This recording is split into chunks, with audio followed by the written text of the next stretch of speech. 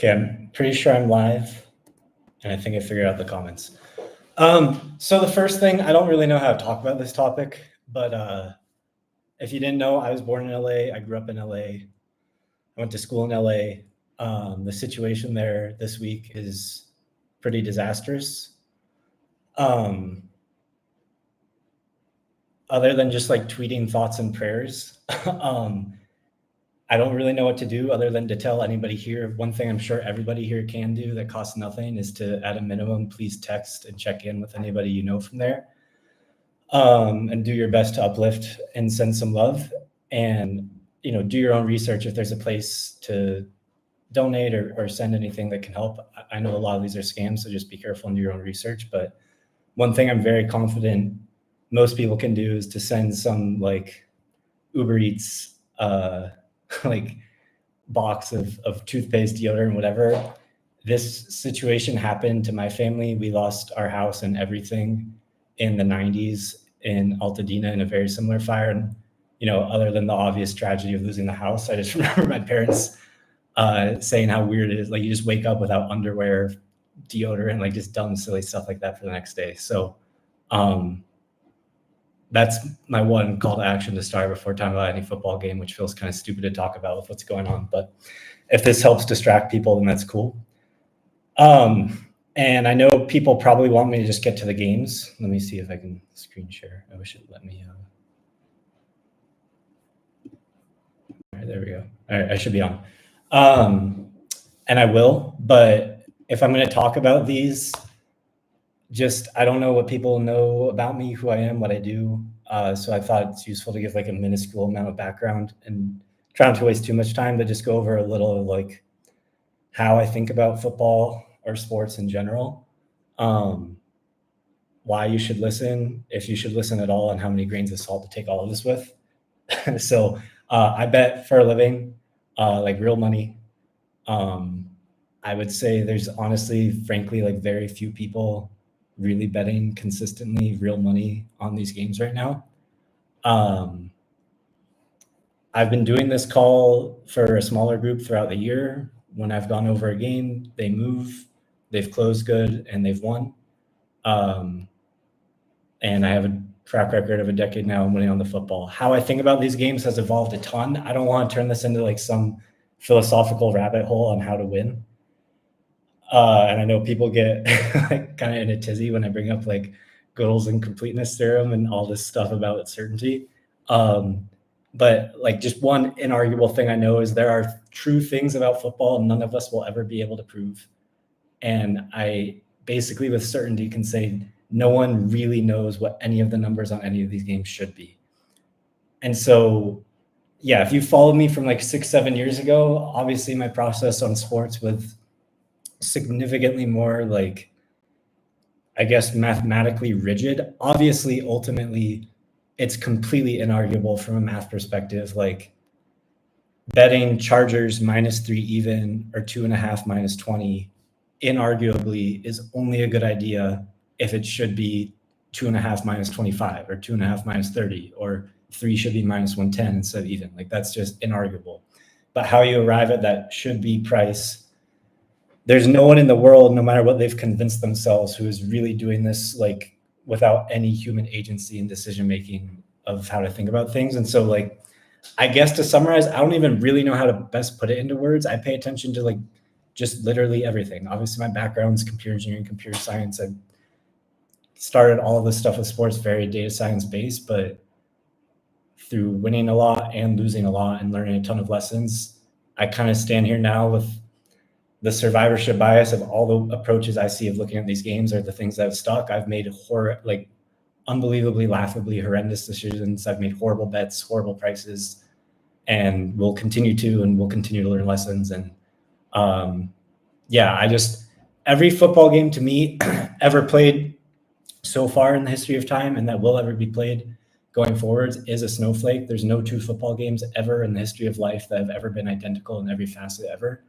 And so, yeah, I just think about different things on every game. And I guess just epistemologically think through things like Hayekian, Kantian thinking. Like I view, should I bet the Chargers or the Texans or neither, as the same class of question as should I get married? Like, I can show you basically endless data points and math suggesting yes or no, and endless appeals to emotions and non-math that argue yes or no. I can show you divorce rates, how economically ruined people have been from those divorces.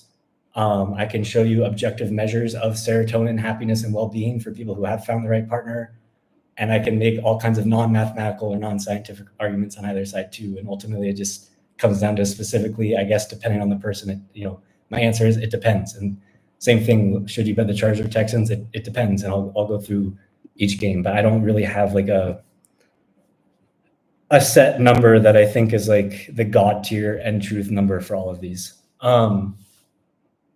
And so, yeah, as I talk about these, I'll bring up power ratings. Many people will probably think I'm a dinosaur for still thinking about football that way. It's just a heuristic to start with. Obviously, I know in referencing like prior prices on these games from throughout the regular season, A, transitive property doesn't work perfectly in football because styles make fights, and B, teams have changed. And like I said, styles make fights. Like, I'm well aware of there are absolutely games where a 0 versus 3 should not be 3 on a neutral for different reasons. And I'll go over these on these. But I do feel like a lot of those departures from a 0 versus 3 should be 6. Usually with gaps that big, I kind of disagree with. And I honestly think that's a decent part of the edge, is like people will go down this crazy rabbit hole thinking, I'll just invent one because he's not playing this week. Like, Jared Goff has a huge split in playing like 2 safety shells versus cover 1 or cover 3, and he struggles mightily. And I just think that stuff's tremendously overblown. Like, survivorship bias will just suggest, like, by random variation, there's going to be a few quarterbacks with 0 underlying skill difference who are just by small sample and random variation going to come on either end of like looking good or different against different defenses. Second, the data is usually using stats from like when he was with Jeff Fisher on the Rams and stuff like that, and all kinds of different receiver and personnel. And then unless you're like a complete crazy football savant on some of the personnel here, like plenty of that could be explained by who his receivers are, who was hurt in those games, what's going on in different game states. A Ravens 2 safety shell might be very different than a Bills. Like, there's all kinds of caveats that I just think people get freaked out about for no reason. And then the last thing is, like, if we know about this, like, I can pretty much guarantee you the Lions would know about that. And what the fuck do you think they're practicing all week if they know they're going to be facing a lot of 2 safeties? I think they're going to be practicing how to defeat that. And so maybe he has struggled so far, but it's usually something where by the time you have enough data to really suggest that, looking backwards and evaluating, which is not our job is to predict. If you're evaluating, he did have the skill of being worse against that look of 2 high safeties. But usually by that time, he's gained the experience of playing against those enough to have now transformed the skill to be neutral, or if not in the other extreme. So yeah, I'm sorry to ramble so much off the start, but I pay attention to everything, and I do focus a lot on numbers. So I'll start with the game tonight. It's actually, I think, numbers-wise, probably the most interesting of all of these, because I'm sure there's lots of people in the world who make this game 6, but I think more than a normal game, it's probably a game where a lot of people ignoring the market and just sticking to their process probably either make this game like 4, 4.5, or 7, 7.5. And the collective consciousness of the market has kind of ended up splitting the difference. But, like a lot of people, in my opinion, are going to make this Chargers game like 3. Like, that's a super reasonable number to make this game. Based on your process, not a lot of people are probably going to arrive at 6 exactly on this Texas game. Like, there's I think a pretty sound argument for it being higher. And a not brain dead way to argue it's lower, but I'll go through what I think of it. So just going through the season, this isn't really a contentious opinion. Ohio State pretty clearly started power ratings wise, like way back in August, is probably at least a +30, probably a +32. I mean, they've frankly pretty clearly had I think the best roster in football since all the way back in spring last year. If you just add up all the NFL players and everything, like, if anybody here follows recruiting, like Brandon Innes is giving them like scout team looks in practice. Like it's obscene how good the players on this team are. And they didn't quite play to that. They really didn't play anything close to that ceiling. The thing with some of these like crazy teams ranked where, they're more than 20, 25 points better than an average team is usually more than half their season and their schedule is basically a glorified scrimmage where they're 3 and 4 and 5 score favorites. And so there really was nothing machine-like in anything about the way Ohio State looked basically until 3 games ago. Or 3 weeks ago, 2 games ago. And the market probably dropped them to around like a plus 28 in the middle of the season. Like, for example, they were 3.5 at Oregon. I know they lost on the field, but it took losing the turnovers and like a crazy 20-yard advantage in field position in that game to still just lose by 1 and have the ball in field goal range at the end. Like that, it didn't exactly look like a game that had no business being 3 or 3.5 on the road and in that home field. It's probably at least 2.5, probably closer to 3. The market was kind of calling them 6.5 over Oregon on a neutral back then. And Oregon was pretty easily already into like the mid 20s as a power rating at that point. So, they've been pretty high, I guess is my point all year. And from my perspective, people like really freaked out off the Michigan data point, which no doubt is horrible. However, I think it's describing too much certainty to for sure Michigan's horrible. I mean, this team was just like a plus 30 last year and won the national championship. I know it's mostly all new players, a ton of new coaches, and I know they looked horrible for most of the year, but they did just pretty thoroughly physically control Alabama, missing a bunch of their best players. I don't think it's like necessarily true that it's this complete bottom out joke of a team. And number 2, with the matchups, like it's really clear to me Michigan still is stealing. That just seems to be a huge Big Ten trend. You should definitely watch the Netflix Connor Stallings documentary thingy. But that seemed obvious to me in that game as well. In my opinion, since that game, this has been the best I've seen a college football team look since at least the 21-22 Georgia teams and maybe even a little better. Honestly, I think these last 2 games, the final scores are like, I really think they're nerfing how good Ohio State has looked. Like, honestly, they lost the second half against Oregon, completely just running out the clock. Same thing, Tennessee, like up 21-0. We didn't see anything close to their fastball in already starting the second quarter in that game. They came out a little more energized from halftime and, pretty thoroughly won that second half. But like, we didn't see their fastball in the second or fourth quarter of the Tennessee games. We didn't see any of their fastball in the second half of Oregon, not because they're like this Jekyll and Hyde hiding team, but they didn't need it. And so if you just look at like, in my opinion, the 6 relevant quarters they've played since that game, people are calling 2019 LSU. This is nothing close to that. People are going to roll their eyes at these numbers. I promise I'm unbelievably conservative in these like outlier teams like, UMass and Kent State at the bottom and 2019 LSU at the top. But I'm basically certain how good that 2019 Clemson team was that LSU destroyed. LSU was 6 in that game. I think they got bet down to 4.5. I think it closed around there. There's no way I'd be able to make that game less than 7. And I know that Clemson team was very high plus 30s, like probably a 38. Now, we can argue like what's an average team in 2019 versus an average team now, but I know Clemson was like a 38 over an average team that year. I really think LSU is a plus 45, which is like a delusional number to most people. But I really think LSU, the way they're playing at the end of that season, is a plus 45. Probably Bama the next year is like a plus 38 again, like a very good team. And the 2 Georgia national championships back to back, they're probably in like the low 30s of like just a median power rating around 32 or so with, fastballs higher than that. I think Ohio State's clearly showing their like median is like at least that and their fastball's higher. And we've seen for more than a decade now, the favorites in these neutral big time college football teams really play higher because we just so rarely see the fastball of these amazing teams where you get not just their full focus for the 60 minutes in this game, but the full focus throughout the week of actually preparing with everything they have with respect for Texas. They don't respect 10 of the 14 teams they played this year. Nor does the coaching staff use all the best plays. And so that's kind of what I think Ohio State is.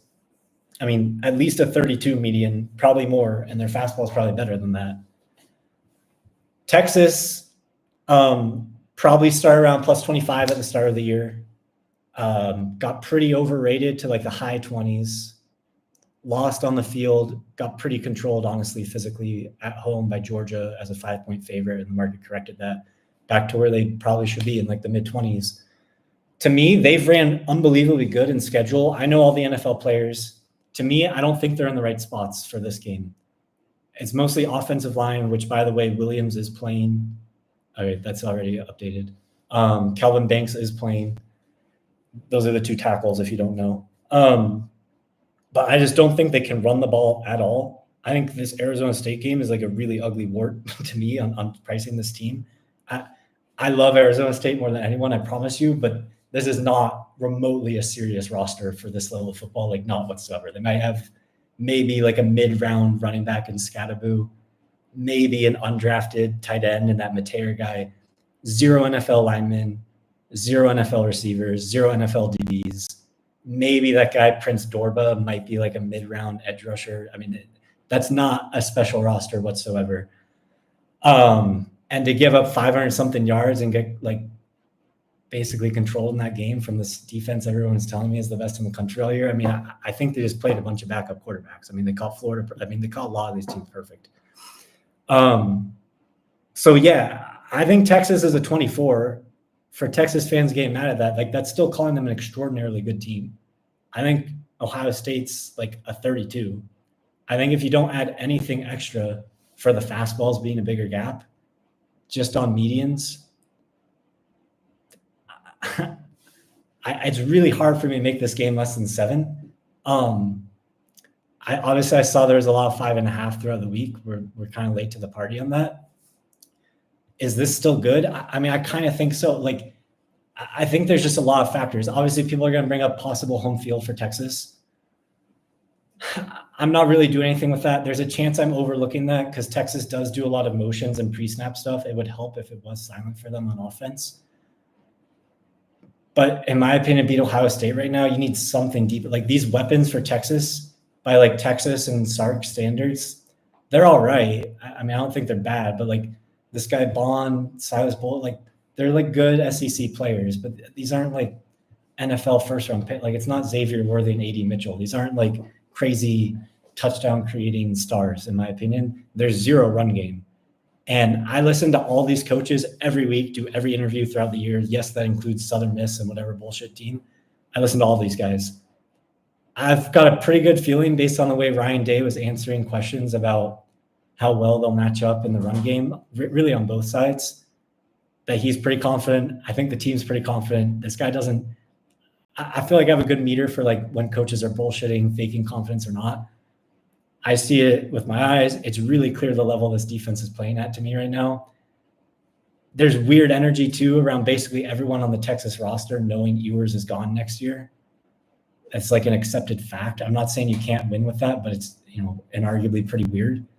And now they are the only team left who played in the conference championship and didn't get a bye in the playoff. Like they've played a lot of all-in emotional games that just came off overtime. Ohio State had the week off after Michigan. I really think that plays in a factor. And the big thing, Ohio State all the way back since March last year, more than any team in the country has been talking about this load management stuff and gearing up for the playoff and peaking for this time. They're now doing it.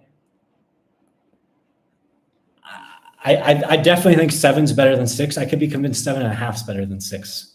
I see some movement during this call. One thing I should have started out before doing any of these games. This goes for this college football final, or semifinal, the final next week, the 6 NFL, 4 next week in the NFL, and then the conference championship and Super Bowl.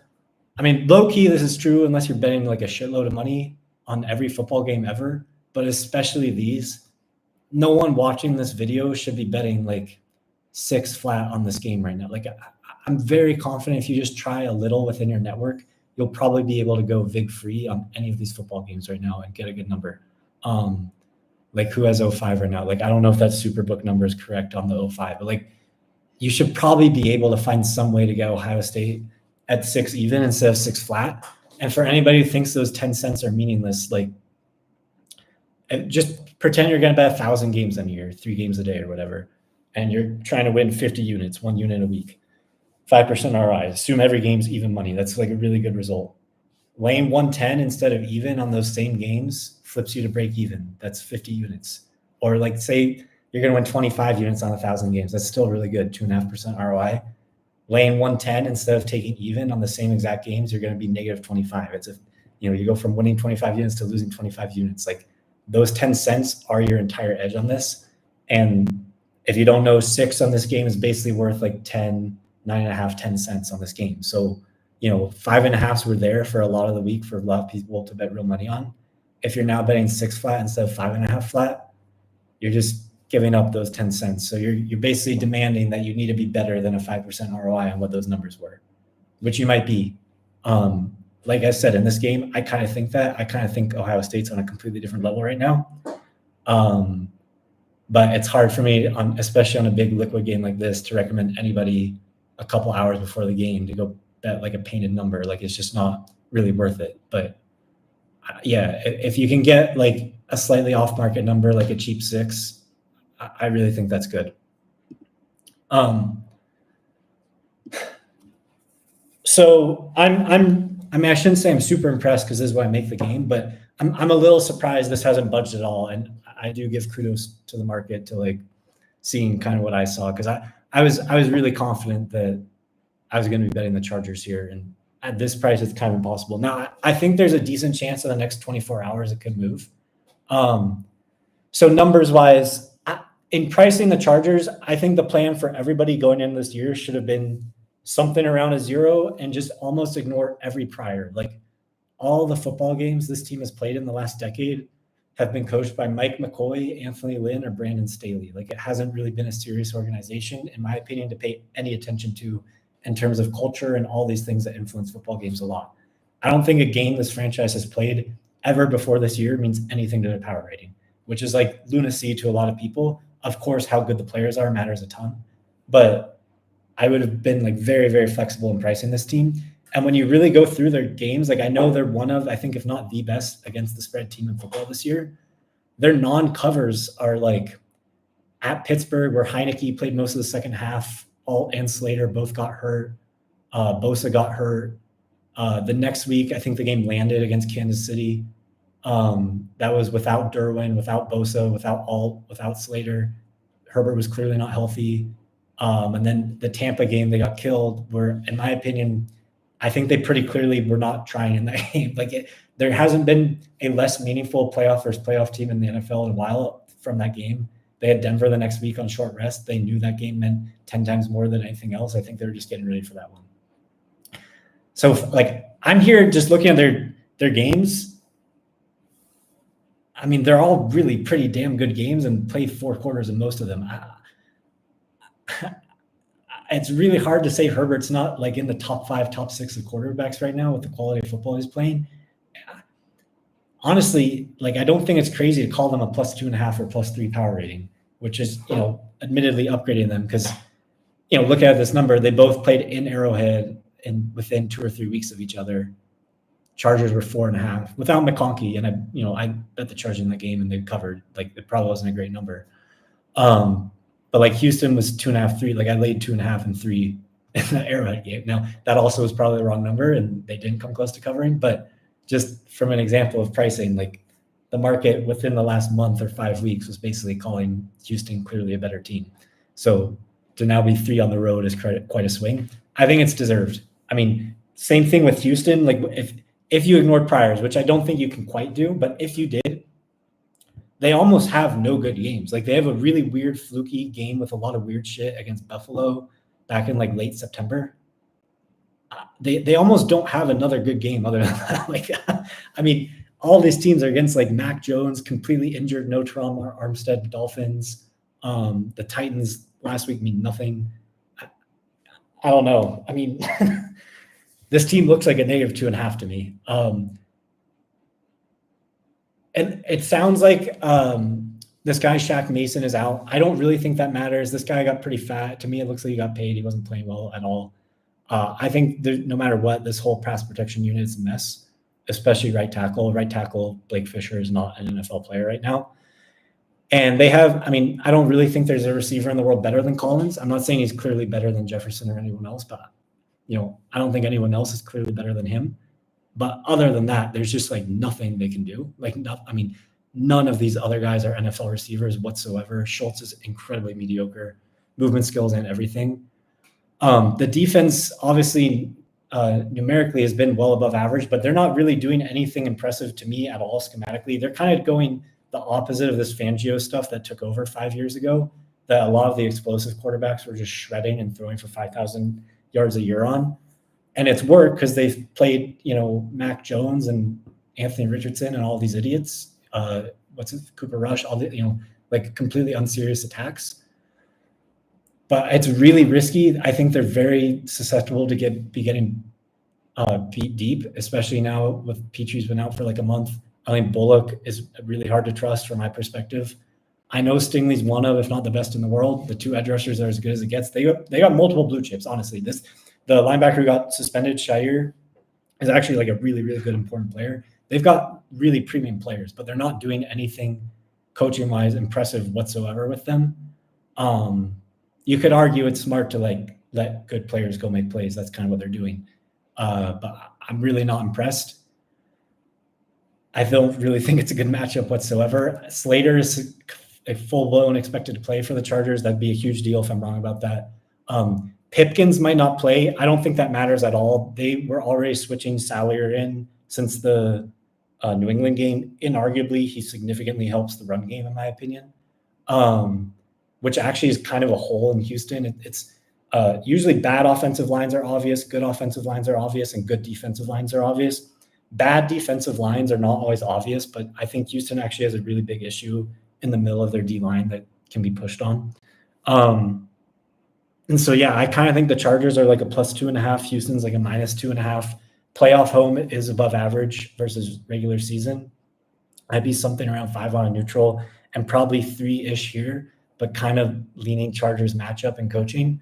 But that said, like I can't really lay 3 even. Like I don't really think that's strong. I'm thinking there's some real chance Houston gets back because enough people are going to be like the Arrowhead example I just brought up. Like the market just had Houston as a better team 4 weeks ago. How are they 3-point dogs at home?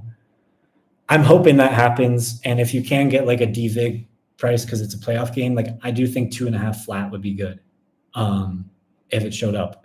Not really expecting much CLV, definitely not like DVig CLV. I think it closes here, but you might get a movement down to be able to lay that. Total, I don't think there's anything strong. I would barely lean under 20 for Houston. There's lots of talk about the Chargers defense being overrated. From my perspective, I don't care what quarterbacks you played. I know they played some bad quarterbacks this year. You're not giving up the fewest points in the entire league for 17 weeks and being bad. Like that's like a delusional statement to me. Personnel-wise, it's just odd. Like this guy, I can't believe no one talks about this Khalil Mack guy. I mean, he's literally like as good as when he was winning Defensive Player of the Year. Like it's actually insane how good he's been. It's just not super obvious. He's not good in like the most obvious ways, I guess is why. They've been spamming big nickel over and over all these weeks and basically just having Derwin cancel out the good tight ends. I don't think I don't put Schultz in that category. But it's been really like I think Henry was literally 0-0-0 against them. He's completely shut down Kelsey. He just shut down Bowers last week. I know he scored, but that was in complete garbage time concession at the end on still. I think it's a lot likelier that he blitzes more in this game. I think specifically over the Houston right side of the offensive line on Fisher. I don't even know. I don't bet the props. I don't make numbers on these. There's a chance these are horrible bets always, and now this just becomes a neutral bet. But if you assumed that these sack props are always perfect, and Derwin James was being priced as the same as he is always every week, I would suspect that his odds of a sack are higher than a normal game in this game, in my opinion. If you can get like a DVig playoff price here, like I think that's good. Like honestly, I think at WAR and 3 ET right here, like Chargers +05. I'm not make it very clear. I'm not expecting you to get like crazy good CLV right now. It's Friday before a Saturday game at 3:30 Costa Rica time. Like I'm not going to be able to get you to lay 3 and close 4.5. That's unlikely to happen in any of these calls. But I'm way more interested in making money than getting good numbers, even though they normally overlap. I think +05 is good to take lane 3 here. Same thing here. I'm impressed and disappointed. The market's basically correct. I thought for sure I was going to bet Baltimore. I thought it was going to be like 7.5 and Flowers would be questionable. Obviously, it's come basically what I made it. And without Flowers, if anything, I actually, at 10, I definitely lean Pittsburgh. 9's kind of what I'm going to have to make it. Baltimore, if for reference, like usually one of the best teams, like Baltimore last year when they were like crazy big favorites against Kansas City in the AFC Championship game, they got bet at post, like they closed 5.5 or something. They were pretty clearly being priced as like a +8. That's basically the best team I've ever priced an NFL team. Like I wasn't doing numbers in 2007. I'm sure the 2007 Patriots were better than that, but like the typical very, very, very elite team is going to be something between a +7 and +8. And so I think Baltimore has deservedly been around a +7 for a month now. I think Flowers probably is half a point. I think I'd probably call them a 6.5. Pittsburgh obviously trending negative. I don't think with Dante Jackson supposed to be playing now, who he's not even good, but the backup's a lot worse. I think he matters. It's really hard for me to make with interior defensive players that talented to make this team worse than like a -1. So I kind of think 7.5-ish on a neutral. The playoff home versus divisional road probably cancels out to where it's like just a normal regular season game. So that would mean I'd probably make it 9-ish before accounting for the total, which I do definitely agree with the move down. I think people freaked out on Baltimore being this overs machine when they basically just had a very injured secondary for a month. They've been playing this guy Washington a lot more at safety. We'll get to this impact in the Philly game. It's completely allowed Hamilton to do what helps them way more. And I'm not taking credit away from this guy, Zach Orr. It sounds like it's way more Dean Pease.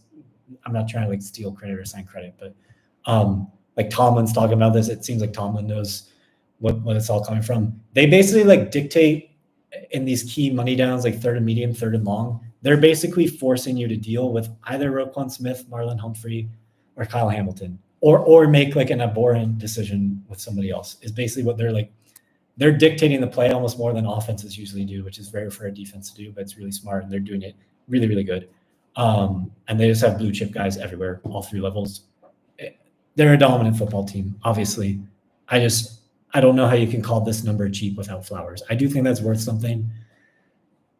Probably not a ton against normal teams. I think it matters more against Pittsburgh. They're probably going to have to run a ton of 12 personnel. I don't think that's horrible. Although against Pittsburgh, like that's going to be hard to really extend a crazy lead against. I don't have anything strong. I kind of think this number is good. So this one's barely come down a little. I don't know if it's enough. I've been on Buffalo a lot. Like I'm not saying this to like brag. I've lost bets too. I'm not saying this to like brag games I won on that nobody cares about. You just want to make money this week. I get it. But just to like exhibit, like I'm not systematically low on, but I promise you I'm not low on Buffalo, like systematically or biased anyway. But I just laid 9 with this team like 2 months ago against Tennessee, who somehow have snuck through 4 months of this season without getting half the shit of the Giants and Pats and these other terrible teams, when I literally think the Titans this year were like maybe the worst team I've ever seen. Obviously the Broncos lay like a ton over Tennessee. Now I probably had the best of it in that game. That probably didn't close good, but like just as a reference for where the market's come and gone, like it's kind of a big price. Again, I've been on Buffalo. It's really hard for me to make this defense power rate the team better than a +6. And that's giving an insane amount of credit to the quarterback and offensive coordinator and offensive line. These are probably the best combined offensive line game that we're going to see again in this season, unless it's like Detroit versus there's kind of no one Detroit could play where it'd be a nice offensive line matchup like this. 2 really dominant offensive lines. I came in kind of wanting to trust McDermott just because this system is player development wise pumped out so many elite defensive backs. I'm not calling Rapp and Hamlin bad football players because I've seen a lot of bad football players this year, but I cannot call them good. and they've had great safety play for the last half decade, like elite. And there's just a big difference between these guys who don't really obviously fuck up frequently, but they're not a step ahead where they're on top of stuff before it happens. Like Micah Hyde and Jordan Poyer were for basically 5 years for these guys. This guy Benford's still elite. Everywhere else is really sketchy. This guy Terrell Bernard should be elite, but he's clearly playing through something. This guy Teron Johnson is not quite what he always was. Russo's a pretty dominant player. There's not a whole lot else up front, to be honest. And personnel-wise, this is the least impressive Buffalo's defense has been in a while to me. I'm good calling them a 6, but it's just I think it's impossible to call them better than that. Like just looking at what these prices were. Again, I just laid 9 with them against Tennessee 2 months ago. Denver, I could see a range of prices. I'm most comfortable calling them a 0. When you really go through the personnel, I totally understand the case of making it better than that. One thing I've seen a lot of people talk about this week that is totally true, and I saw too, is Buffalo's doing a lot of these 4-by-1 formations where they're trying to get an extreme numbers advantage on one side of the field. And this happened in the Houston game with them too, way back in September. But when you're doing that against an elite corner like Surtain or Stingley with Houston, and they can just take away the one guy with one guy, they no longer have the numbers advantage on the one side. And so we'll see. They might try to run that and see what happens. I suspect this guy's really sharp with the week-to-week, being a chameleon and changing stuff based on the team. I suspect they're just eliminating that half of the playbook that's worked really well for them. This whole Denver defense has like pretty elite players all over, like especially in the front. I mean, everyone's talking about this guy, Zach Allen. He's very good. Everyone's talking about Benito. He's obviously very good. I think Franklin Myers is his name. This guy is like, I can't believe it. Like, he honestly looks like the best player of all of these guys to me. That's going to be, in my opinion, very important to the game is whether they can get home. The issue is Allen's probably the best sack avoider in the sport. That very much is a quarterback trait. I would be pretty confident he can neutralize that. I think what's going to make by far the most sense props-wise, again, I don't make a living betting the props. I don't price these all at all. I'll phrase it this way. If you assume that the running back reception props for the Bills are perfect every single week and they haven't changed this week versus prior weeks, I would say that would be incorrect. That I would expect a lot more passing game through tight ends and running backs for the Bills in this game than a normal game. And frankly, probably similarly for Denver. Again, this is one of the few offensive lines that can compare favorably to Buffalo in the NFL. Like maybe it's just Philly and Detroit would be the others, maybe Tampa. There's a lot of good offensive lines this week, unsurprisingly. Everyone's going to bring up the rookie stuff with the first start. In my opinion, that's more than priced in. My best guess on what that's worth is maybe something like 1.5% extra. This is going to be not 10 a.m., 11 a.m. body clock for Denver. Same thing. You're not stealing. Everyone knows these aren't secrets, but it's probably something around 0.5 to 1% there. And if you start catering in like the spot for those factors, I can get to this price. But I was already stretching Buffalo up to call them a 6 with a defense this bad. And honestly, I feel like I'm just anchoring, holding Denver down to call them a 0 because they honestly really do look like about a +1 in a lot of these games lately. People are going to roll their eyes and say I completely should ignore the Kansas City game. I priced the college football, do all this stuff. I see a lot more of those 34-0 games in college football. In my best analysis of the math, they're not a lot, but there really is signal in beating a team in any level of football by that much and that thoroughly, where I think the Chiefs ran 30-something plays. I know it was their junior varsity team. I totally understand anybody who like completely ignores it, but in my opinion, there should be some update to the number and just how completely and thoroughly they dominated that. And if you're telling me you're not impressed whatsoever, you better show me a really big ticket you had on Denver -11 last week. Because, I don't care. You outperform the market by 24 points or whatever. That means something to me, no matter junior varsity or whatever. So, yeah, I mean, if you stretch it, I can make it a 0 versus 6 in an above average playoff home field with a rookie quarterback that basically makes it this price. The reason I'm going through all that, more, and that's probably going to be the theme with most of these games, is rather than like give you some awesome bet of the century. Because look, I mean, there's what do we have, 15 more football games the rest of the year. If I do these the rest of the year, if I'm God, I might have 4 bets, and if I'm God, I'm going to be 60%. So the expectation would be 2.4 wins and 1.6 losses. Yeah, if you're not getting like a DVIG price at minus 110, you're like, your EV is barely anything, and obviously one bad beat flips you to a loser. I'd like to provide a lot of value in these. I'm going to try, but like I wouldn't set your hopes super high. You're going to win 5 units through the NFL playoffs listening to these calls. Probably where I can help more is just explain why the price is, and to keep you off awful bets where every mouth breather in the world, I think, is going to love Buffalo and teasers and everything. In my opinion, the matchups really aren't advantageous for them, and this price is like the extreme of what the price could be. I thought Vance Joseph was excellent against Buffalo in the regular season game last year. I know it's some different players, but that basically was the game that got you. I think Ken Dorsey was his name. That basically got him demoted. But like Peyton just won that game in Buffalo last year with a much worse Russell Wilson than what he's getting from Knicks this year, in my opinion, and with a clearly better team this year, and not an obviously better Buffalo team.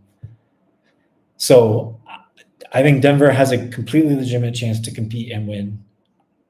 I'm probably just below market. I haven't bet it. I don't really recommend anyone bet it, but I do. If you're one of these people who's like just enamored with and love Buffalo here, at least make sure you're laying the 8 here at WAR somewhere else.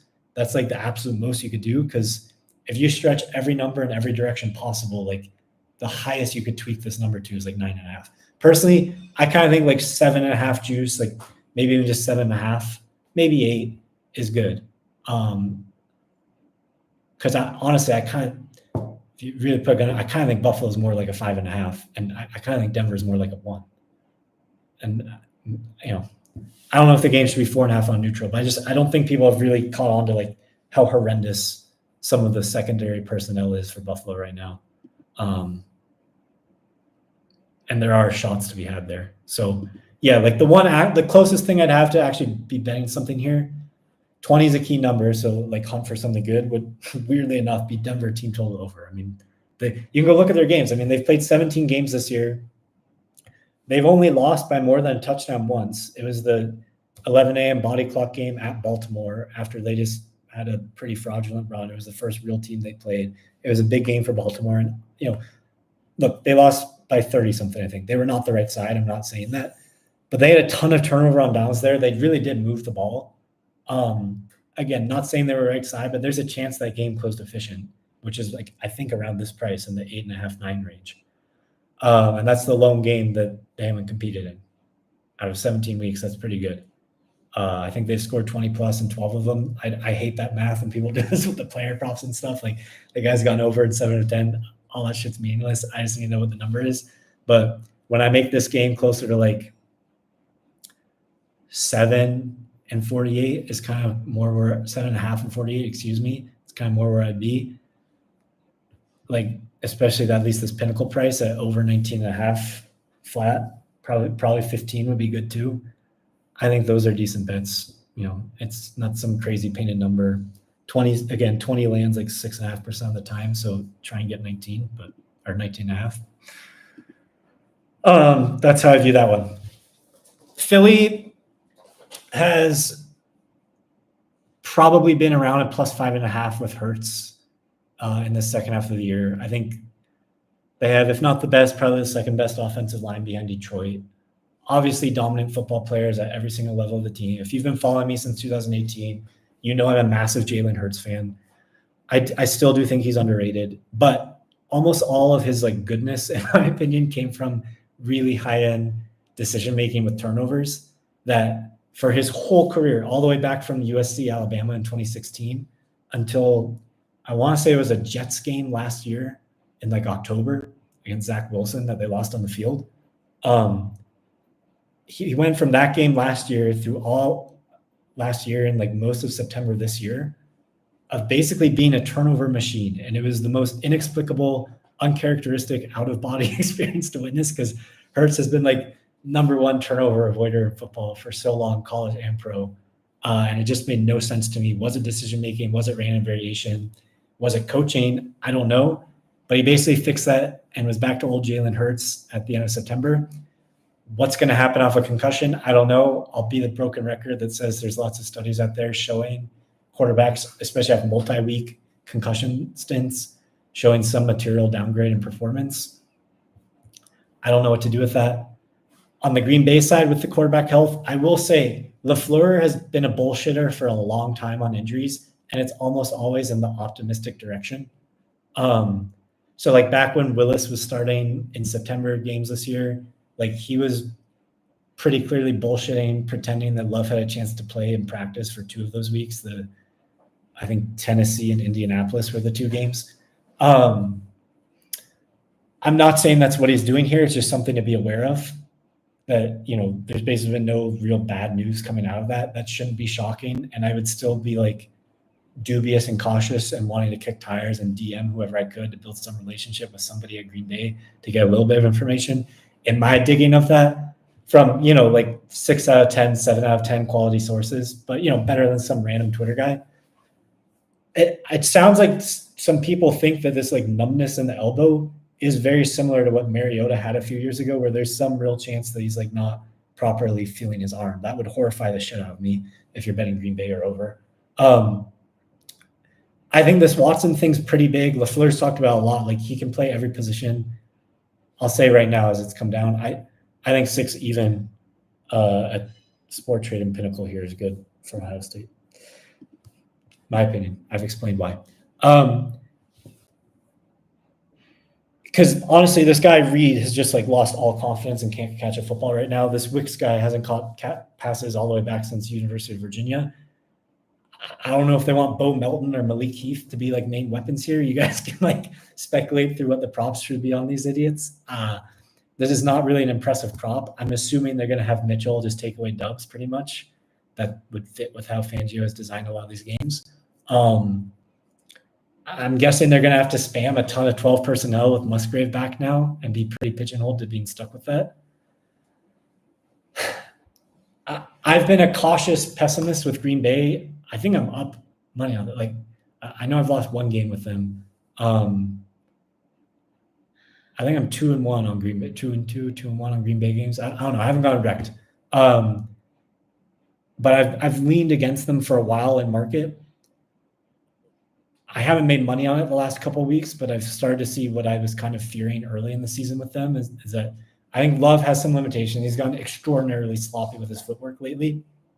The O-line are like solid program developed guys for them. They're a lot more faster and twitchier pass protection types than guys that can actually really maul, which is weird given how much they've leaned into the run game lately.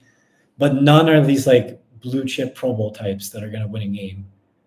The defense has played really, really hard. I think Hafley, the coordinator, is really, really good. But again, they rotate through these like 8 or 9 guys in the front. They're fresh a lot. They play a lot of guys, a lot of snaps. But none are really special other than McKinney. The one I think is huge, like on the same level of Christian Watson, who might be worth like half a point or something, is this guy, Evan Williams. I saw he was practicing this week. I do think Quay Walker also actually matters, especially against Philly with a running quarterback. But this guy, Evan Williams, they're talking about it too. They had to play this guy rookie named Oladapo last week from Oregon State.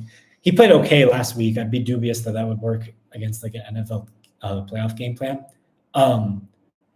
It seems like he's going to play. I think that matters. I think that keeps me off of even leaning Philly and kind of thinking the price is perfect. Basically, numbers-wise, I and the market have had Philly as like a +5.5 for a while now. I could be convinced they're the best roster and should be up there around Baltimore. I just, even being the biggest Hurts fan in the world, he's not Lamar. Maybe you could call them a 6 if you wanted to. It's really pretty impossible for me to call them better than that. Green Bay in market had been like probably around a 3.5. I never got there. I kind of always kept them as a 2.5. With Watson out now, I kind of prefer to call them like a 2, honestly. Like it's a flawed, incomplete team. And a 2 is still like a very good like NFL football team. Like that's a solidly above, like clearly above average football team. If that's what they are, 3.5-ish on a neutral, you're probably right here at around 5.5 if you're not doing anything extra with the quarterbacks. The reason I would understand why with the uncertainty of the quarterback health, people would be spamming under. That's obviously where the market's gone. Only reason I'd be cautious with that is Green Bay could do a lot of different things. Halfley has changed a lot week to week. I would think that they'd play a bunch of zone, probably allow lots of successful Philadelphia running, and hope to get lucky with red zone roulette. I could be completely wrong. I think Philly would pretty successfully be able to take deep shots if they are more aggressive than that. And so unless you know that, that's just going to dictate the total so much. Perhaps you can learn something from that from live betting in their second half. But again, I'd be cautious doing that because he could change his idea at any moment. So yeah, I in the same vein, I do have some opinion here, more of a math thing. I would want minus 15, so it's really only a Buckeye, I think it looks like right now. But at 20 and a half, minus 115, I think Green Bay under 20 and a half is like a strong bet at this price. There's very few touchdown scores right now, and I love LaFleur. I very much respect him, but Philadelphia has like 15 way above average NFL defensive players. Like, it's just obscene how much better they are than every other team at defense right now. Injuries here, I think Biotish, the center, matters a lot for Washington. People seem to care about Lattimore because it's fun with the storyline with Evans. I mean, he's barely played NFL football this year. He played one game with the Commanders, really. I know he played a little in the New Orleans game, but he really played the one Philadelphia game and got abused by A.J. Brown. Now, maybe he was holding out for this game specifically and he's full-blown 100% healthy. I'd be very dubious making bets on this game because of and assuming full-strength Lattimore. He might play full snaps. I have no idea. I just would absolutely need to see before I believe it that he's going to be the same Lattimore from like 3 years ago when already he was kind of in decline in his career. So I'm not saying this to flex a bet that nobody else can win on, but Tampa in week 1 in this replay of this game, minus 3.5 was one of my biggest bets of the year. The way that game played out, I can't say I had the wrong side. Obviously, they dominated the game completely. With how the market's gone and what the numbers on the teams are, I probably started Washington way too low. Who knows for that one specific game? But I basically haven't moved Tampa all year. I mean, you guys heard me in the preseason talk about them for the division, how I thought they're at least average, probably around +1. I kind of still think they're +1. People are getting pretty interested in them because they've scored a lot of touchdowns against really bad teams lately. There's a really good video on the Underdog Josh Norris YouTube fantasy channel with Colt McCoy going over the Chargers Buccaneers game that everyone should watch. That they're doing some really sophisticated shit with the offensive line that you need full-blown cohesion and trust to do, but it's really impressive what their offensive line is doing. Washington looks like they can get completely moved around. I know Atlanta's run game is really good, but basically must-win all-in playoff game from 2 weeks ago with Washington and Atlanta, that defensive run fitting and tackling performance was completely and utterly pathetic. I thought. I think it's a super incomplete roster. I think this run of Tampa if you missed it, they've played like the -10 power rating Giants, Panthers twice. Like, they've played horrible football teams lately. Basically, since the bye week, they've just played 7 horrible teams other than the Chargers. But I do think this is legit. I mean, Baker's obviously good. The emergence of this guy, McMillan, I really think is important. And this guy, Irving's like incredible. I mean, he's so fun to watch. I think they'll be able to run the ball. I kind of think they'll be able to kind of do what they need to. On the other side, I'm guessing, and obviously their blitz rate has increased. That's because they've played some really shitty quarterbacks that are susceptible to it. I think. I'm guessing Washington on offense has basically like waved the white flag and surrendered and just admitted we cannot run the football. We're basically going to stop trying. I mean, it's been like pathetic how little they can run the football, which is just shocking with a quarterback that good at running. But they just don't have the guys for it, I guess. They've been in some all-in wars against some terrible teams lately. A lot of their record and everything this year kind of reeks of scam to me, but I really think that quarterback is that good. I think you have to put him kind of in this like top 6 tier. I think it's kind of like Jackson, Allen, Burrow, Herbert, Daniels, Mahomes. It would kind of be like the 6 right now that like I think are like above another level where they like just because of them and no one else are winning games on their own right now. Obviously, I know there's other good quarterbacks in the league, but there's just not a lot else. Like this guy Ertz looks like dust to me. I thought it ended up not mattering, but I thought that Noah Brown injury was going to matter a lot. This guy Dynamic Brown coming back, I think, does help a little, and Zacchaeus has looked better than I could have imagined. McLaurin's all right. Like he's good. He's a good NFL receiver, but like to freak out that he's like this game-changing 1.5 point like NFL alpha, he just has too many 0 games, in my opinion. The Tampa secondary has changed a lot since that week 1 game. Everyone thinks they suck. Personnel-wise, I don't think they're that atrocious. This guy Zion McCollum, like pedigree-wise, was not supposed to be this good. He's played a lot worse than the last month. He was really good in like the October range. Normally, people are going to think Bulls is going to blitz a lot here. I'm not really expecting that. I think these guys are so susceptible. McLaurin has such a chance to beat them deep. I think if they don't, they're going to learn and adjust to do this. They know they can stop the run basically by just having Vea alone in the middle. I'm guessing, completely guessing, there's no inside information. If I was them and observing how they've played other teams, I would think they're a little softer in coverage. They allow some completions. I expect Washington gets a decent amount of yards, and then they try and tighten up and, again, play red zone roulette and try and prevent touchdowns. Because if Tampa is as aggressive as they've been the last 2 months, I really think Daniels shreds them. Ratings-wise, like I said, I think Tampa's probably like a 1.5, plus 1.5. I think Washington, as bad as most of their team is, the quarterback is that good and he is that important. And sounds so cheesy, but like I think that team does love each other. Like they are a team. Like they pull out these like dumb games a lot. I think they're probably a plus half. I think it's like 1 on a neutral. 3-ish is pretty good. If you want to give a little extra for the rookie downgrade for a playoff game, maybe I could make it like Tampa 305 or 307, 308, something like that. Where if you could like pick off 3 even, like who has the 0-1? Lovig. I don't know. It's definitely not strong. Every mouth breather in the world is going to bet over. Everyone who does math and doesn't know anything about football is probably going to lean under. I think it's kind of arrived at where it should be, the total. I guess I barely lean Tampa over. I'm really not impressed with even Chin. Like he was one of my favorite players in the draft. Like I like Chin on principle. I don't think he's this game-changing NFL player. Wagner and Luvu are playing pretty okay. I know Allen's back. I can't believe how HGH works these days. I don't know how you tear a pec and play in the same season. It's like insane to me. Defensive line too. Yeah, I mean, I guess that if you need something and you have like picks pools and want to like make a bracket or whatever, I guess I'd probably say if you need to lean something, I'd make it Tampa 305, maybe 3 minus 07, something like that. It's nothing strong.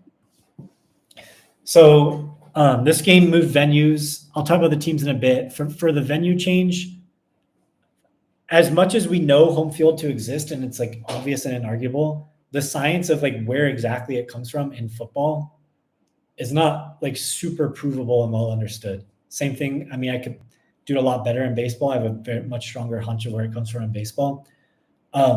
It's from my study of like false starts and pass rush and different things. It seems like 75+%. And we had the COVID year without fans to see scoring boost way up. It seems like 75-ish% of football home field is the crowd noise. Specifically more, well, I guess both.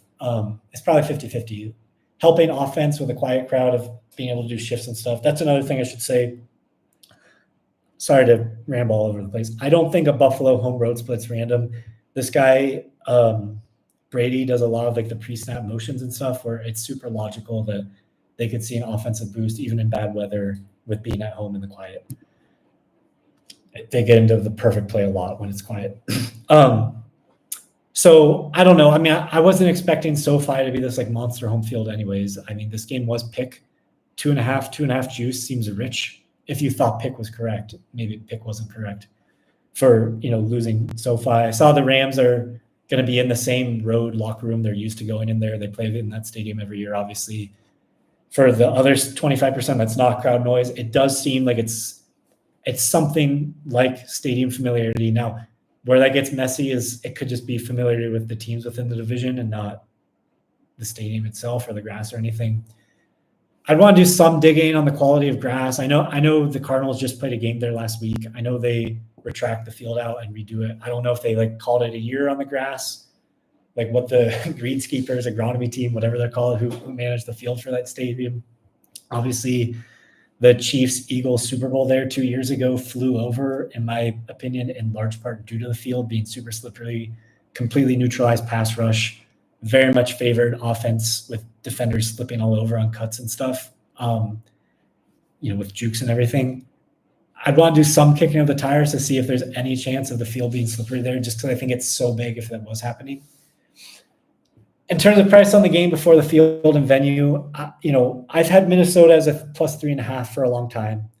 That helped me in September, basically since I was not on the Giants game in week 1, but right after that was a lot. Like they had 2 really impressive games, I think against Houston and San Francisco in September. Those are good. Then everybody fell in love with them, more or less, and came my way to the 3.5. The market was ahead of them compared to me, but nothing to where like I was betting against them. But the market definitely started rating them higher than I ever had them. And now after last week is basically back down, I think, to my level, because I think the Rams, you need to make like around a 1. You could contextualize like the last game where they really looked like a good, like obviously above average team being the Bills game, as the Bills won the division the week before. I don't think we at all got the most intense defensive performance from them. That game was significantly more important to the Rams than it was to the Bills. I'm not trying to discredit it. It was obviously a wildly impressive game, and they looked awesome.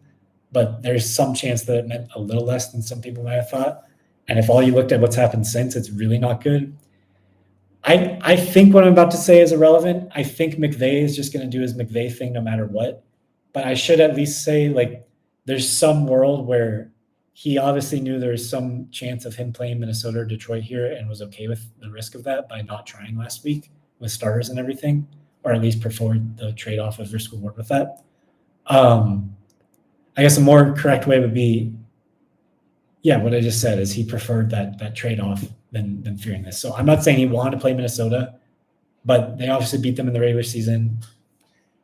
I bet the Rams at halftime in the game, that had a lot more to do with Darisaw getting hurt right before halftime and the backup being horrendous. I don't think Cam Robinson is special at all, but he's a lot better than that replacement was. I haven't really changed either team that much since that game, and I kind of think it's an easy game to price on power ratings. It's like probably a 3.5 and a 1.5, something like 2 on a neutral. I made that game pickish. I kind of prefer 2 to 2.5, but that's not anything nearly enough to bet the game. I'd probably make it +25, which is right where it is. Like maybe you got a 3-cent edge at Bet Online if I'm God and I'm right, which I'm not even like fully convicted in. Like who has 30? Paradise has 30. I mean, go ahead, have fun. I don't really think that's special. I have zero conviction that even is an edge at all. It's probably where I barely lean, just because matchup. I think Minnesota has really good defensive players. I think they've won a lot more on defense because of scheme. And I think the Rams neutralized that about as well compared to their power rating as any other team, to where like that matchup isn't super favorable, but I don't think it's anything strong. TBD on the field. If somebody is in Phoenix and can find the agronomy team for that stadium and wants to DM me, I'd love to do business. I will pay for information. I don't have anything good there, props or otherwise. So I hate to say there's an hour of nothing strong. I do think this Ohio State price is cheap. Look, if you can get 6 even, and the game should be like 7-ish, you have like the equivalent against 110 of like a 56.5% bet. It's a bet. It could win, it could lose. It's nothing strong. Like I said, if you're going to need this subset of like Barry Horse football playoff games to win, I might have 3 or 4 games the rest of the year that I think have a chance of even being mispriced. That would be one. The next closest really would probably be the next one. I think you're going to get a number like 2.5 flat on the Chargers is, I think, a good bet. If it came down there, I kind of think it would close there. Again, I'm sort of in the camp, like one of these computer obsessed like people, I feel like they have to bet Houston at some point. Just the way the market of NFL has worked this year, like at some point people bet these, but they've held out this long, and it's kind of annoying because I was going to love this game, but at 3, I'm just priced out. I'm not going to bet a bad number. I really have nothing here. I lean Denver, and at these prices, nothing. If you were ahead of the move on the total, I'd keep it. I wouldn't be really looking to middle it. I could be convinced the total should be 48.5. Now at 48, that's still not really a bet. But yeah, I mean, I think, yeah, it moved at Pinnacle, I guess. All right, so it's gone. Congrats to whoever got it. the old Denver team total over was probably good. And then Green Bay under 20.5. Nobody's taken that yet at Buckeye. I think that's decent. Really nothing here, and definitely nothing here. But my favorite definitely is Ohio State. As for like, should you lay 6? Should you bet the money line? Should you bet Ohio State to win the title? If you assume you're getting like 250 here, and again, maybe you can, like, who has 238? If you can get the 238 sport trade, I mean, that's probably good. But I'm just going to assume you get 250 here.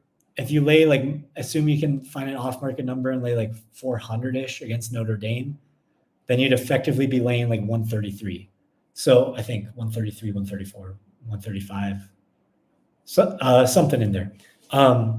So like, you shouldn't bet Ohio State to win the title at worse than that, unless you think there's some great chance that Ohio State wins by like 30 here, and they're like, 11 points favor in the title game, and you have to lay minus 450 or something. So I would probably just roll over the money lines if you're trying to bet that angle. But like, regardless, I think 6 is cheap. Again, the phenomena of these favorites crushing in these games is not random whatsoever to me. I think Ohio State's in, pissed off, bottomed out machine mode. They're obviously were always the best roster. They always laid over everybody from a roster. They just weren't really a team until 3 weeks ago, but they clearly are now, from my perspective, with a bunch of seniors who came here for this game, for these 2 games, for this month. And all since like March, this has been their plan, was to peak for these, and now they're doing it in front of our eyes, and I don't think the market's reacting enough. My opinion. I'm wrong all the time. So yeah, thanks for making this far. I see I should have like oh wow, there's a lot of comments. Man, honestly, all right, I'll try and answer some of these. Over under minus 50 spread 2019 at LSU. No, but I will say that year, that 2019 was crazy. So obviously LSU, I really think they were that good. I really truly think they were a plus 45. And that same year was also the worst team I've ever seen, which was 2019 UMass, who at the bottom, they had one game where I think it landed against Northwestern, or like caught the middle. Like, I think we laid 38 and closed 41 and landed 39 or something like that. But all the others were not close. When they were at their bottom, like they had a game against BYU and Liberty late in the year. Go look at this 2019 UMass team. They were going to call me nuts. Obviously, I don't think LSU wins that game by 90 as a median, just because there's 60 minutes in a game. But I really think they also were like a negative 45. I mean, no one in the world, for as long as I live, will ever be able to convince me that 2019 LSU at the end of the year was worse than a plus 40. And no one ever, as long as I live, will be able to convince me 2019 UMass was better than negative 40. I'm sure of both things. And that spread, I don't think will be matched as long as I have this as a career. Thoughts on results this year? I'm pleased with them. The half times are up like 13 or 14 units after last night at like something close to a 10% ROI. I don't really plan on ever sustaining better than that. The team totals have been terrible on a sample of like 12. Basically, if you like the team totals are really good to bet. They're hard to give out. Like, as you can see, there's not really like a super painted number, like just on this Houston or this Chargers one. Like, what if I'm going to send out Chargers over? Like, what price would you guys grade against? It's not really clear to me. There's 23 even, 23.5 plus 15, 22.5 minus 25. People are betting all over the places. There's all kind of prices on all of these. Even when you like just standardize everything to just be 23.5, like what this and this would convert to, you still get swings of like sometimes 15, 20 cents versus, if I was gonna tout Ohio State, it's pretty clear. I'll just 6 flat. That's the price. Like it's 6 everywhere.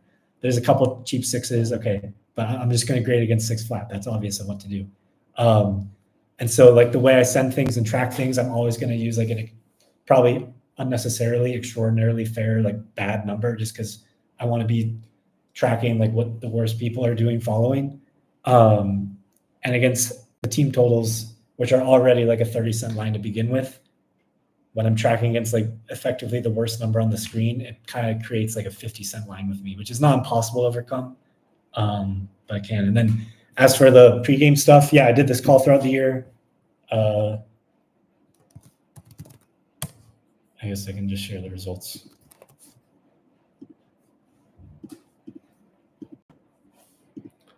And here's where we're at. So basically nothing in football.